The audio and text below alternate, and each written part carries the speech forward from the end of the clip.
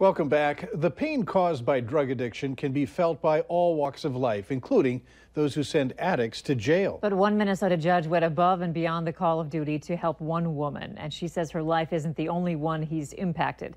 Reporter Steve Hartman has the story. As a drug treatment court judge in Shakopee, Minnesota, the Honorable Chris Wilton has seen some pretty desperate cases. Good afternoon. Thank you. Please be seated. But he says none more desperate than the heroin addict who first appeared before him in the spring of 2014. Right. Welcome. Her name is Jennifer Jensen. You remember when she first came in here? I do. 8 months pregnant and clearly using drugs. That's as bad as it gets. There's nobody worse than her.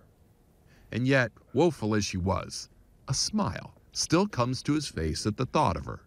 Because today, 24-year-old Jennifer Jensen is clean, 33 months clean, with a healthy son by her side and a wretched past behind.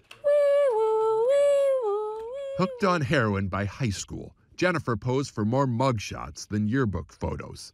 And when she eventually landed in Judge Wilton's courtroom, he somehow saw potential. He took a special interest, stayed on her, made her appear in court more than any other, 27 times total. At first, I was like, it's annoying. I have to see this guy this much all the time. Like, I don't want to see this judge all the time.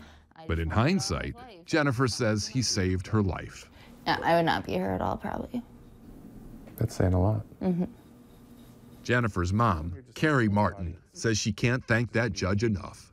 Every time I see him, I'm like, you saved my daughter's life. And he's like, no, I was just the judge. I'm like, no, she looks at you like a father.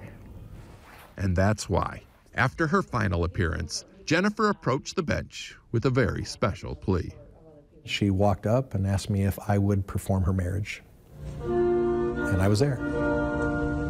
There are no quick fixes to America's heroin epidemic. But if there is a lesson in this happy ending, it's that the solution is rooted in tough love and good judges who know when it's time to go heavier on the tough. You're on thin ice. And when it's time to go all in with the love. In Minnesota, the number of deaths caused by heroin overdoses has risen every year since 2006. For 3 decades, Paul Laney has worked in law enforcement. Later on Valley News Live at 6, why he's decided to retire. Numerous accidents across the valley, icy conditions as winds continue to gust over 50 miles per hour into the evening. Your forecast is next.